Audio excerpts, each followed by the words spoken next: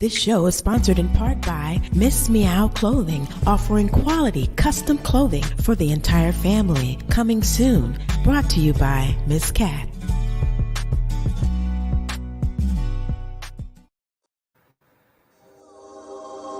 Hi, I'm Kathy Brooks, the host of The Kathy Brooks Show. Come discover three pillars: spirit, soul, and body. Kathy Brooks Show starts now.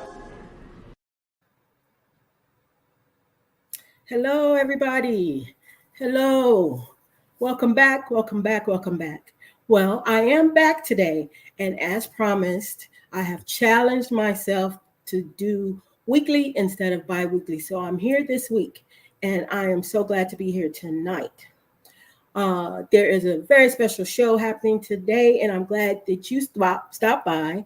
And those of you that are new, come on in and join us. Those of you who are OG that's been around for a little while, come on in. And I ask that you would invite someone else to come in and join the party. So tonight we have a very interesting topic. I just want to give you a chance to go ahead to my Instagram and go ahead and download those notes, because I think you want to take some notes on this topic. Also, I have a special guest who's going to join me. She's going to help with the discussion. She is a specialist, so I'll introduce her shortly. But I'm so glad to be here tonight, and I'm so glad that you joined me. So let's go ahead and get started. We'll take a quick break, and I'll be right back and introduce my guest to you. If you're looking for custom handcrafted fashion jewelry that makes a statement, look no further than Linda S. Jewelry 1426. We specialize in quality pieces fit for any occasion. Follow us on Facebook at Linda S. Jewelry 1426 to view our inventory or to make a purchase. And don't forget to mention Stunner Radio sent you. Hi, I'm back. Okay. Tonight's topic is we're talking about the challenges of co-parenting. Those of you who are in a relationship, or you have an ex, or you have someone that you've been involved with and you have children with that person, I think this may be a great topic for you. And if it's not for you, maybe give someone a call, let them know, hey, this is a great topic you need to take a listen to. We're going to tackle some of the challenges. We're going to present you with some good information. And also, we're going to have a unique angle with this, and not just talk about the challenges that the parents go through, but also include some of the challenges that the children go through. Based on a little bit of my research, what I found was that even when parents, if you're in a relationship and it's, quote, unhappy, and the children you think are unhappy, and sometimes once the divorce happens or the separation happens, some specialists or researchers have said that usually the child is even more unhappy after the separation or divorce. So we're going to get into that, and let me introduce my guest to you. The guest, her name is Cindy J. Cadet, also known as Coach Cindy or Coach Cece. She is a relationship specialist who helps single, separated, or divorced moms co-parent effectively with a challenging ex. She's passionate about breaking the cycle of inefficient co-parenting so children can thrive. Divorce signals the end of an intimate partnership for adults, but it should not be the end of a family bond for children. Let me bring in Cindy. Hi, Cindy. Hi. Hello, everyone. I'm good. I'm so glad that you can join us today, and you can help shed some light for all the viewers and the parents, and give us some information. So I gave you a quick introduction. You are a relationship strategist, but can you give us just a little bit of information, just to let us know, what kind of work you currently do, and it says that you help moms. So talk a little bit about that. Give us a introduction from your side. Sure. Thank you so much, Kathy, for having me tonight. Um, Absolutely. as Kathy said, my name is Cindy J. Cadet. I am a divorced mom of one. I was married for 7 years, and I'm a children's author and advocate. I am a certified parent educator through the Circle of Security parenting program. If you haven't heard of Circle of Security, it's an amazing program for all parents who are starting out. I wish it was something that was uh, worldwide in the hospital when before you leave with their baby, because it's such a great program and gives you very good insight on how to prepare for your parenting journey. I've worked with moms individually and in group settings since 2016, but I've worked with students from kindergarten to college level over 15 years. Wow. I'm yeah, I'm like really passionate about helping parents co-parent in a healthy way so children can thrive and reach their highest potential. So this work is something that I've been doing for quite a while. I'm still in the school system as a counselor where I am helping children to identify their triggers, because sometimes they might be in class and something happens and it triggers something triggers them, and it shows up as misbehaving or being defiant, but really it's something that's going on at home, whether it's a two-parent household or a co-parenting situation where the parents are separated or divorced. Wow. That's a lot. We're gonna have to unpack all that. That's a lot that you're doing. You have you work with young kids and teenagers as well. So I'm Yes, sure that there is different challenges of each stage of that. Uh, definitely. and Um, also being a counselor in the school system, right? yes, Wow. So let's kind of let's get to unpack some of that. Let's see, where can we start. First of all, I want to break this up. We'll talk about like some of the challenges with the parents, and then we'll also, as time permits, I think we have enough time to talk about some of the challenges that you find with the young children, and also bringing your book as well, because I think that is a great resource for everyone to know about. So first of all, this circle of security that you talked about, mhm. what exactly, where is this? And is it something you could do online to participate?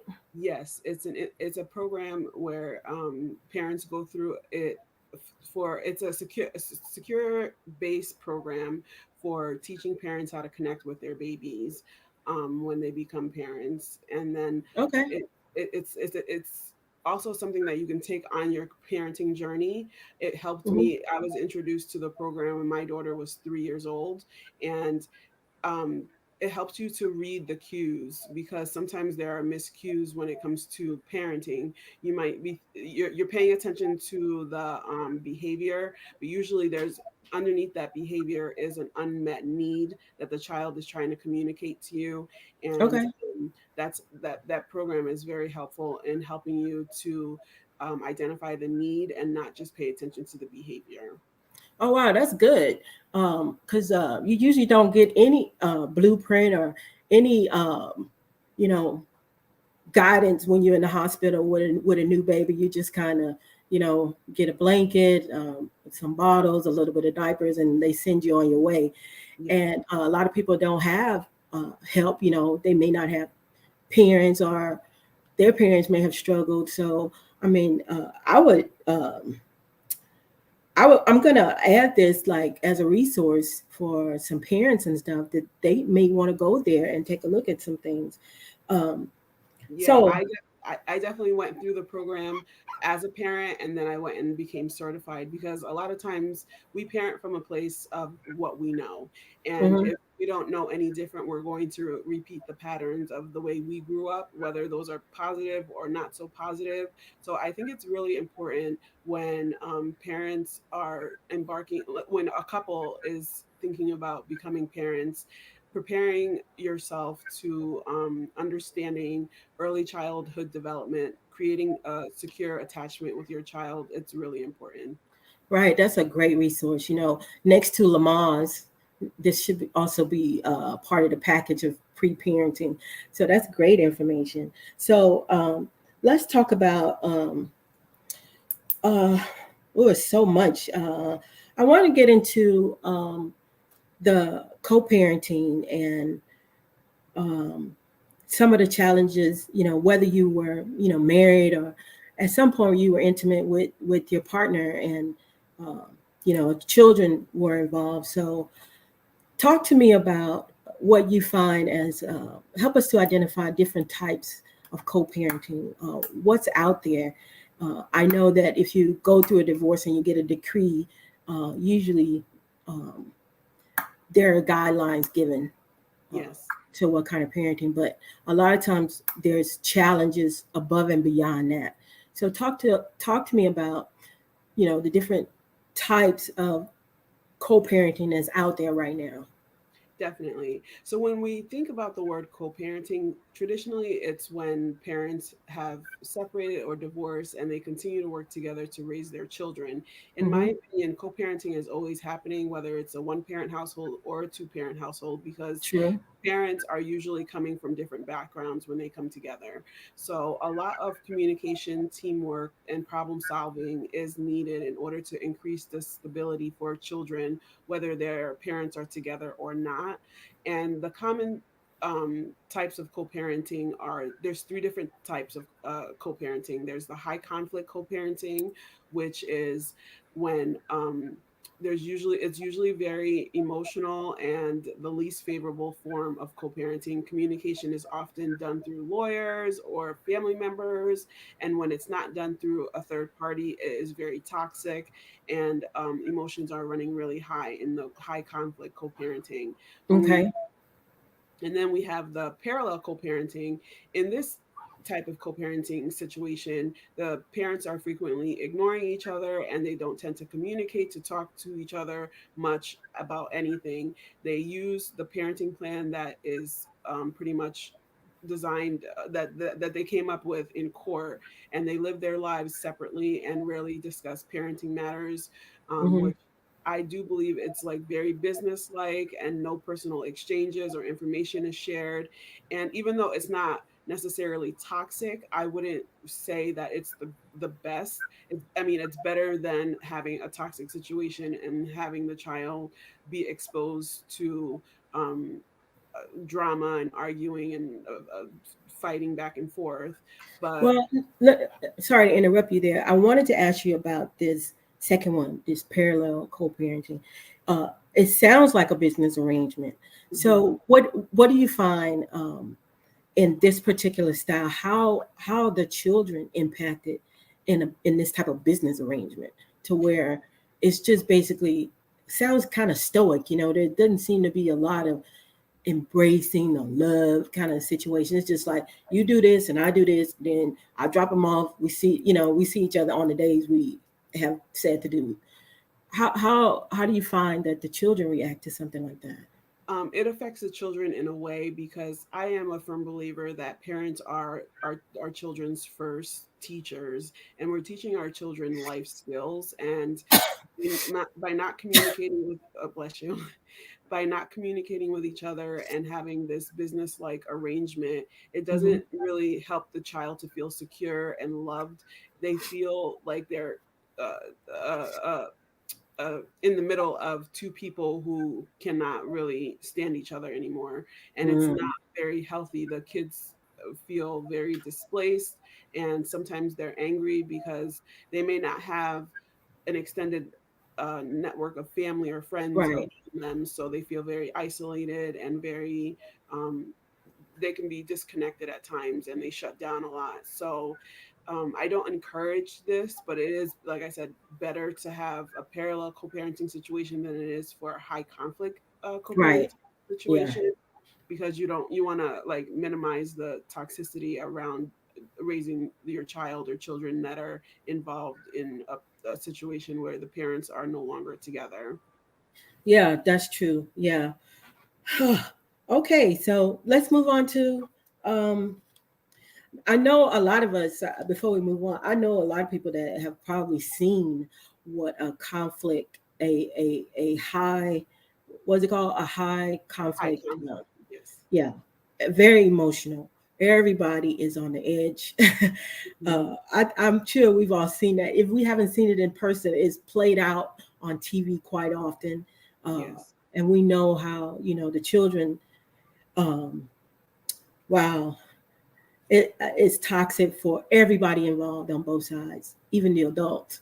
Um, and I can see how the circle of security would help a mom on one side or a dad on one side of that conflict to be able to identify some of the things that's going on with their child. Because if they're in a high conflict, they gotta have, something poor. They're gonna be totally emotional. Oh my goodness. So I just wanted to add that. That was just in my head thinking about that. So Yes. let's And move on to okay, go ahead. I also wanted to say that there is the third type of co-parenting, Yeah. which is the cooperative and collaborative co-parenting style. It's the ideal dream situation for the kids. The parents are able to collaborate, and even though they're no longer together, they still make it feel like a family unit, and Hmm. that is the dream scenario that a lot of parents don't get to that position, but the ones that are, it's a very loving environment, and it helps the child to feel like their parents are working together and that they're still in a family unit even though they're living in two homes. Okay. Okay. Okay. Yeah. The dream situation. So I guess what we like to see, you like to see, is if there is a high conflict, for people to move out of that scenario into, they may move into uh, the third scenario. The uh, collaborative, it's cooperative and collaborative. yeah, And the as thing is, they start to grow and learn, and become, maybe better people, because for the sake of their children, let's hope yes. that's the case. So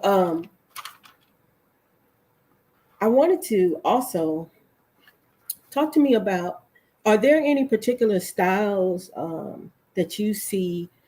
um, well, let me back up a little bit.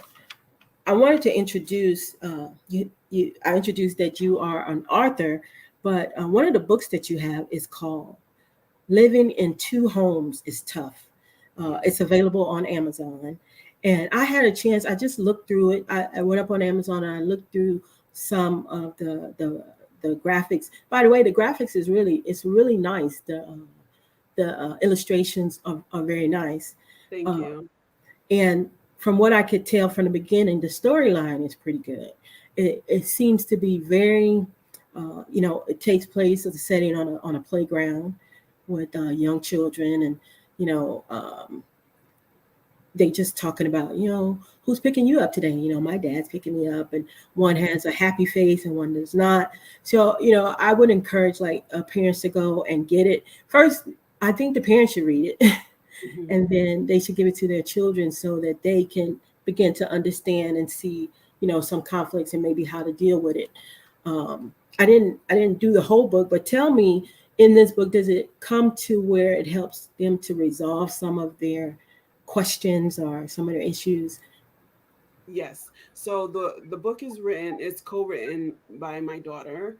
Yeah, My daughter and nice. I wrote the yeah, my daughter and I wrote the book together, and it is giving a perspective from the child where each situation is different. There are kids who are like they can be okay with the separation and be okay going back and forth between two homes, and then there's other children who find it difficult going back and forth between the two homes, and Yeah. then there's a character who doesn't understand like the scenarios because his parents are still together. So I have the three different characters are coming from different perspectives, and they a lot of times kids talk to their friends. Hmm. So we came from that point of view of sharing with your friends, opening up to your friends and letting your friends know how you really feel, and then Hmm. having your friends encourage you in talking to your parents.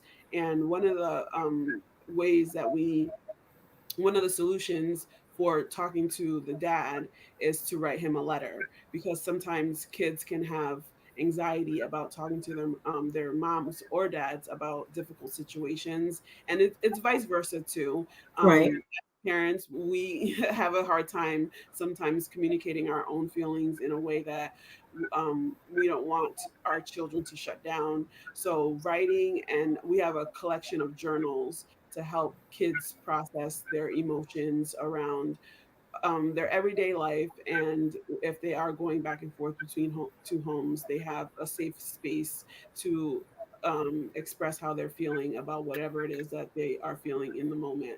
So in the book, it's a conversation starter for parents and children. I encourage parents to read it and to read it with their children, Hmm. because it helps them to connect and to open that dialogue on, based on what they're reading in the book, how that which character can their child relate to, and what can their child relate to from the story. Right. I mean, those are good. That's good. Conversation starters are always helpful. I think I would recommend this to anyone that's having a challenge, or it would be a good gift. Some people do have divorce parties. I don't know if it's a good gift to give somebody, but it's a great suggestion. Mhm. uh, Something that'll help them along the way. Um, I I touched on a few things. Talk to me based on experience that you have and you probably see on a daily basis, being a counselor. Uh, I know you probably have to hold back a little bit because there's so many rules around things in the schools. Mhm. But talk to me about what you see, and how would you approach or deal with a student that you see that have triggers. How do you get their parents involved? How does that process work for you? And that's one question. The other question is, um, do you provide like counseling? I know on your website you have a place where people can go in and get a consultation. So uh, let's talk about some of those two things.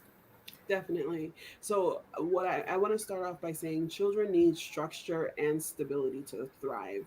So, it's important when the home is no longer a one family, one two parent home unit, that the children feel safe in both households, Yeah. and they need that stability, because sometimes parents, unfortunately fall into a situation where one parent is like moving around and they're all over the place, and that can be disruptive to the child, because Hmm. when they're in one school and then they go to a different school and they don't feel like they have any kind of structure or say so in the matter, it can be very detrimental. And that's when behaviors start to arise at school. They are Yeah. disconnected, they shut down, they and teachers sometimes, they're not fully aware of what's happening at home, so they just sometimes can take it personal and feel like the child is acting out in their classroom, but usually Yeah. it's not,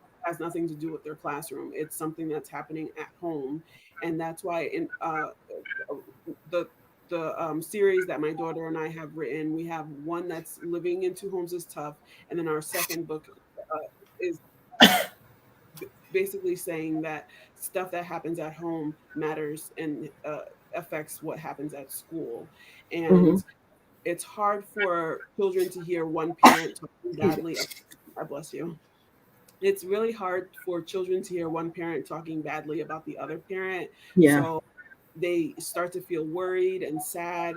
And not only does this put them in the middle of conflict that don't involve them, but the child may also view the criticism of the other parent as criticism of themselves. So one Wow. thing I try to help the children to know that, they are amazing human beings, and despite what's happening at home, um, it's probably giving them anxiety, but once they're able to let out what it is that's bothering them and talk about it or write about it, or even draw, the younger kids will draw out their frustrations, and once they're able to let it out, they are able to return back into the classroom and do their best to focus on the work and complete the work.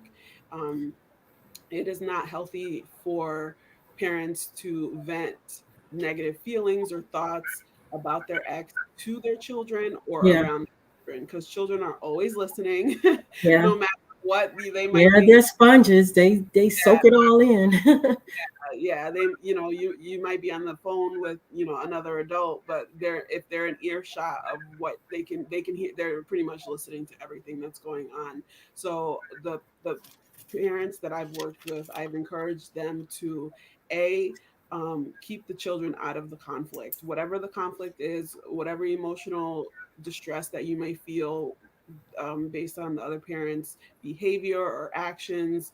Try to do your best to keep their child out of the conflict, because it's not Okay. fair to dump adult issues onto the child, because they get overwhelmed easily, and Hmm. it does cause anxiety, and that anxiety does spill into schoolwork.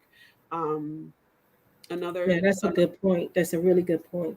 Yeah, and another thing is, um, do your do like sometimes you have to do work on yourself, whether that's therapy, counseling, parenting classes, to heal from whatever the unresolved issues are that you Hmm. have with your ex, so you can be a better parent. Because if you're bitter and angry all the time, that's going to make your child uncomfortable. True. So it's really important that you do the work for yourself to heal, to be in a better place for yourself individually, in order for you to show up and be the best parent that you can be. Hmm. That's true. Those are excellent points. Yeah. Yep. Yep. They are. They are.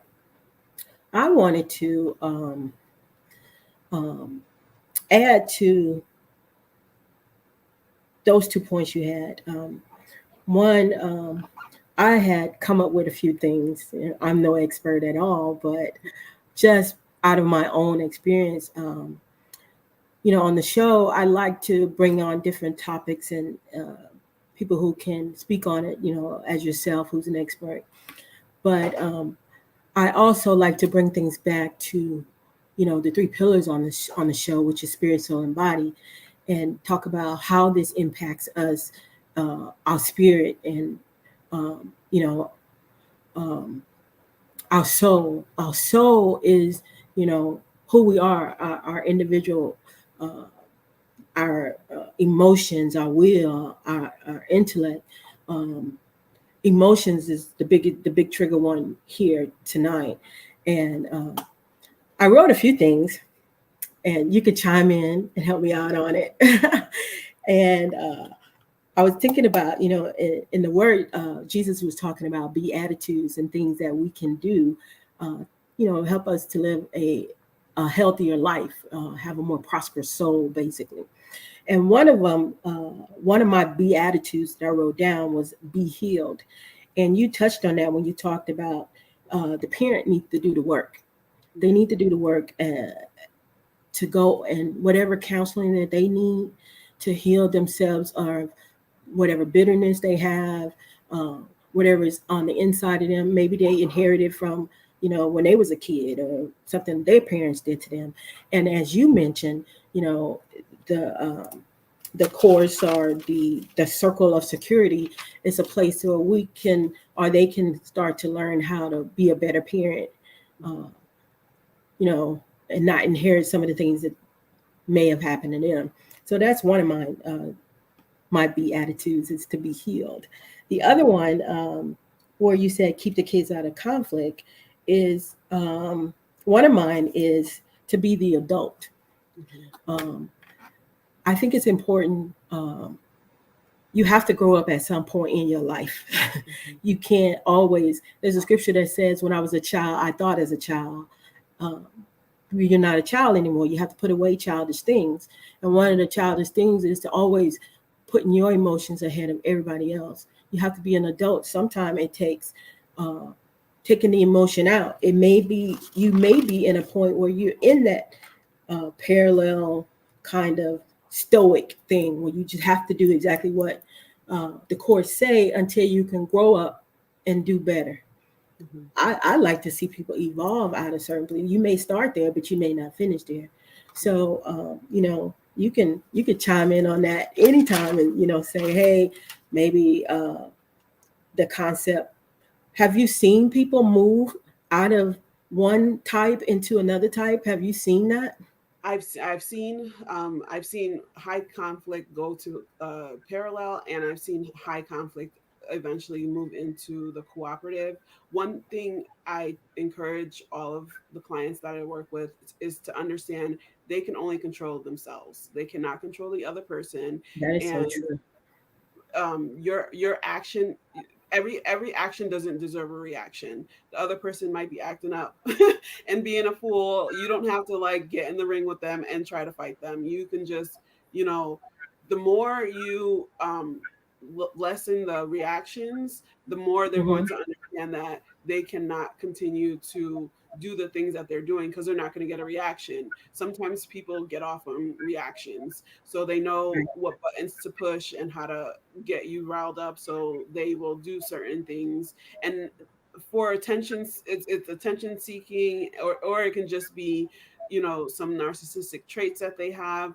And you have to understand that the only person that you can control is yourself, and making sure that you don't react to everything because it's not necessary. Right. That is a great point. That is an excellent point. And I'm going to piggyback on it because it's one of my B attitudes. And that one is to be respectful. Mhm. Um, Respectful in the sense of you can only, like you said, you can only control what you do. You shouldn't always be reactionary. You know what I mean? Uh, have a plan in place. And if somebody does something, just continue on the plan that you have. But that is an excellent point. That's one of my B attitudes. So the other one I wanted to bring up is called be dependable. I think Mhm. in these three types, one of the things in all three, I think be dependable is a good one because if we're going to um, keep the kids out of conflict and be an adult, we have to be dependable and show that it's just not about the two adults. If you Mhm. say you're going to do something, you say you're going to be somewhere, if you say you're going to be there, try to be on time and try to be where you say you're going to be. And Yes. be dependable and consistent. Um, Yes. I was just going to say so you, consistency matters, because children view inconsistency as a lack of love. So mm, that's something that parents sometimes don't understand. They're like, oh, they're children, they'll get over it. But they hold on to that. And childhood wounds do spill over into adulthood. And that's where adults need to take the time to heal their childhood wounds, because when there's inconsistencies and like you don't stick to your word and do mhm. the things that you say you're going to do, the child starts to feel bad about themselves, feel unworthy, and that starts to develop certain different insecurities and stuff like that in the child. So it's really important to be consistent, be reliable, be dependable, and be a man or woman of your word. Yeah, I like that. I put this as one of your quote consistency. Uh, Inconsistency is seen from a child as a lack of love. I Hmm. think that is an excellent point Hmm. that you brought up. Um, and sometimes as adults, we don't look at it from that perspective. Hmm. Uh, we always in our own heads thinking about ourselves and what we got going on, what we got to do. Um, so that's I like that quote. I might have to use that one. They had to steal that one from me. Uh, Another one of my B attitude was I put perspective. Have a be perceptive. Be perceptive. And I wrote stop, look, and listen. What I was thinking about what that is, and again, this is based on my own, uh, situation, life, and uh, my challenges with co-parenting or whatever. Sometimes, like you say, you can't answer with reactionary. Sometimes Hmm. it's good to just pay attention, look, see, what the person is doing, what they're talking about, how they have been consistent or inconsistent, and just stop, look, and listen, be mindful of what's going on. So that way you can take it all in and then start making changes instead of just always, doing. Listen and learn something. Yeah, Basic, definitely. Yeah, basic and what I'm trying to say. yeah, and I want to piggyback off of that by saying that you got to meet the person where they are. And if they are willing, sometimes the parenting plan that is drafted in court is not always going to be what's going to happen in real life. And you Hmm. have to like leave the door open for that other parent to do the best that they can do, even though as an adult they can do more, but Hmm. shutting the door on them and making it seem like they're not important, that's going to hurt the child, because that's going to hurt their relationship. The children need relationships with both moms and dads, both parents. And for you to take that they might have showed up last time, but if they're going to show up this time, let them have that time with the child, because it's important for the children to have relationships with both parents. That's so true. I like that. That's a good point. And I wrote, meet them where they are. Um, Usually, all of this happens in the beginning of the separation and all that. So everything is still fresh. Hmm. So we have to allow each other, adults have to allow each other to grow in this process. Hmm. Um, and what worked for another couple or another family may not work for you. So I think it's important to learn and grow through the process. And Yes. um, I think that's true of anything. Um, Hmm. Usually when it's fresh and you just dealing with all this, everything's getting thrown at you all at once. Once you kind of settle into it, you can start figuring out what works best, or what changes need to take place and all of that. But everybody needs to be able to. I think it's important for all people to be involved, and that takes me to my next B, Hmm. attitude.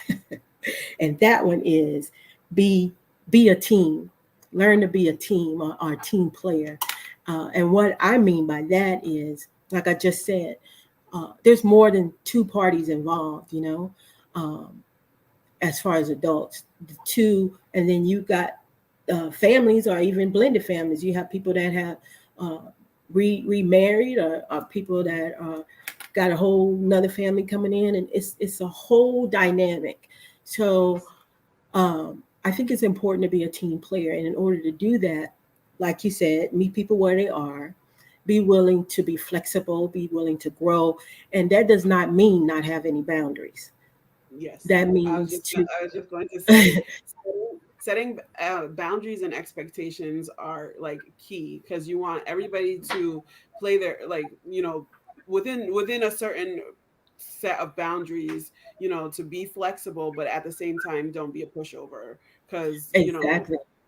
that doesn't help. And the children are always watching, they're always listening, and they see how parents act, and even other family members, and they pick up on different things. So setting boundaries is definitely one way, because you don't want your child to grow up and be a yes person where they don't know how to set boundaries, and they fall into Right, the trap of feeling like right. they're never able to say no or stand up for themselves, or speak up or advocate for themselves. I agreed. I totally agree. And I also wanted to include, sometime when you say set boundaries, it's sometimes it has a negative connotation. In this case, I don't think necessarily that it does. I think it's important because when you're setting boundaries in this situation or in any situation, you are basically teaching people or showing people how to deal with you, how to deal with the situation. Because, like you said, you have to have structure. Hmm. Structure without boundaries is nothing. It's just a Hmm. lot of stuff floating around. So, Hmm. in order to, you know, corral this stuff, you need to have boundaries. You need to have guidelines and borders. And, sometimes if you're speaking to someone, and, I always use like sports as an example. Sports come with rules. And Hmm. if you know how to play the game, you can have success.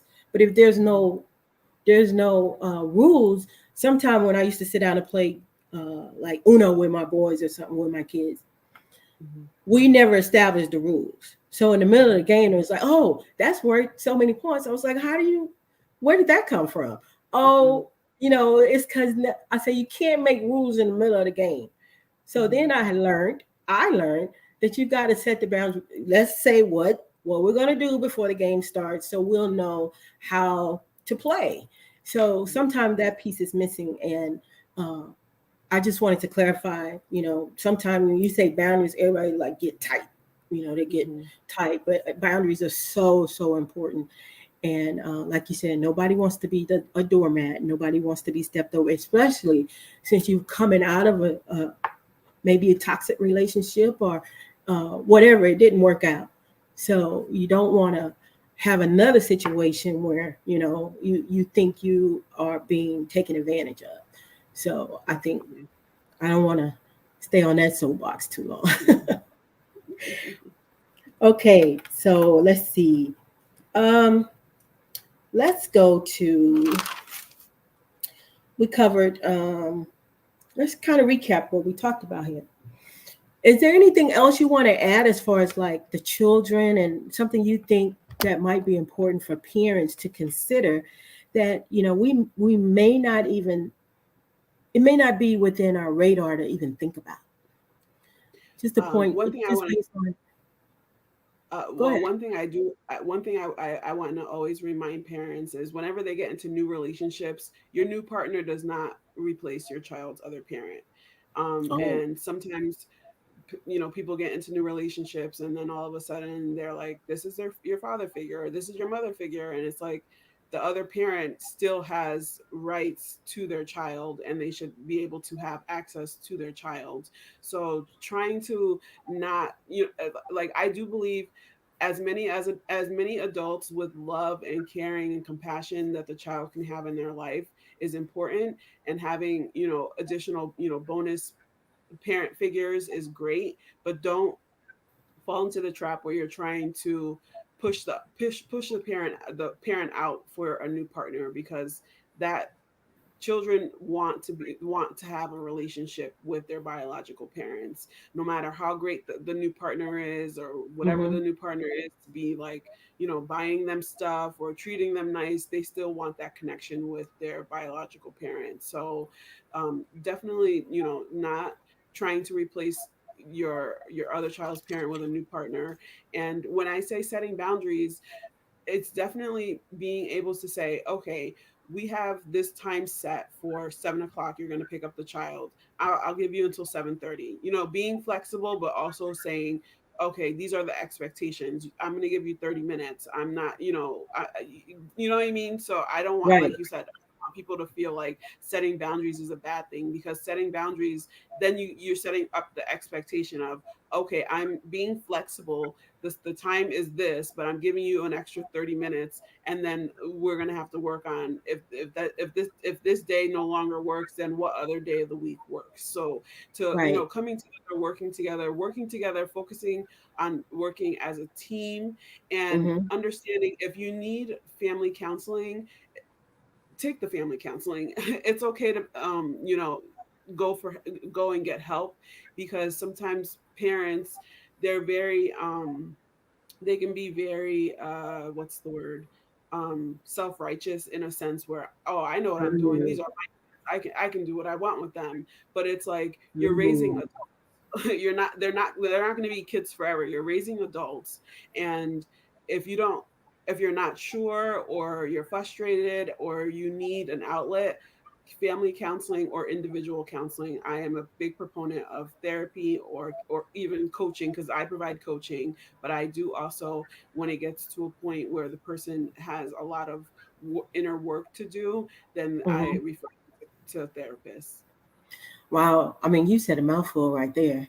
Woo. That self-righteous thing is a buzz, buzz, buzz, buzz, buzz.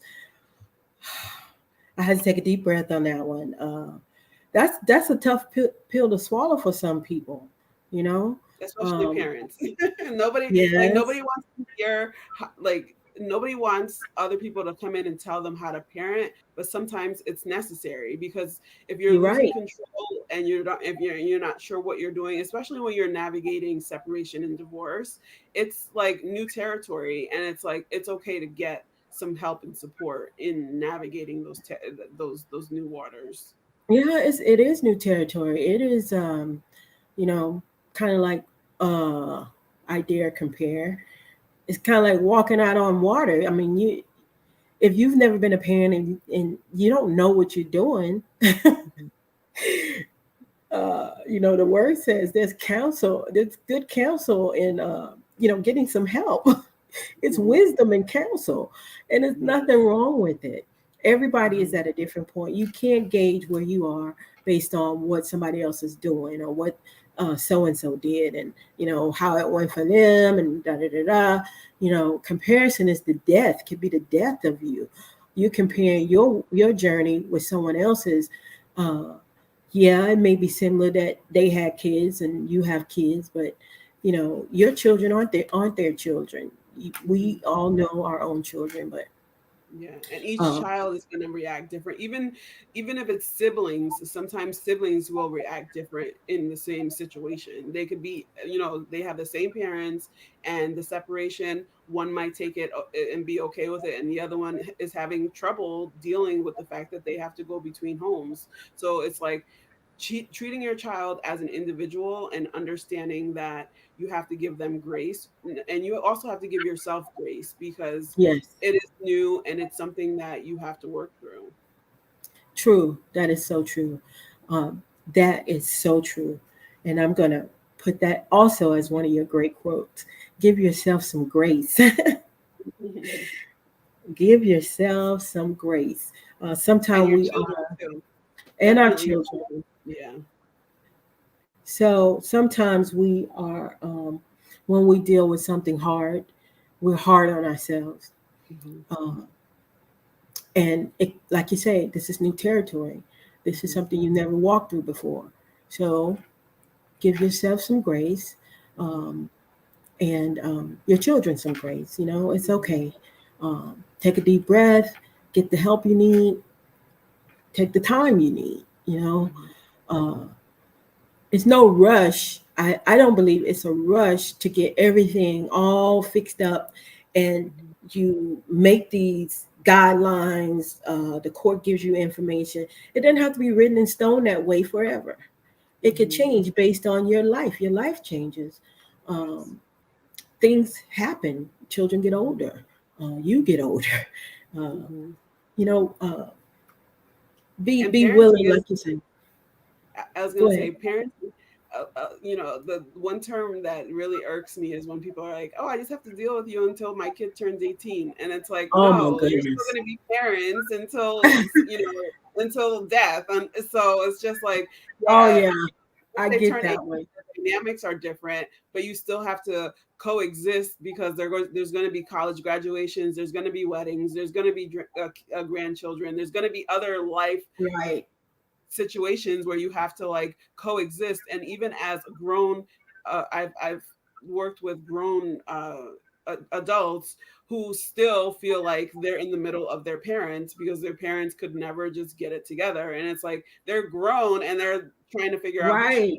one of my I parents know. should This this is a event. life impact. It changes your whole life for a long term. But that is so, so true. Oh my goodness.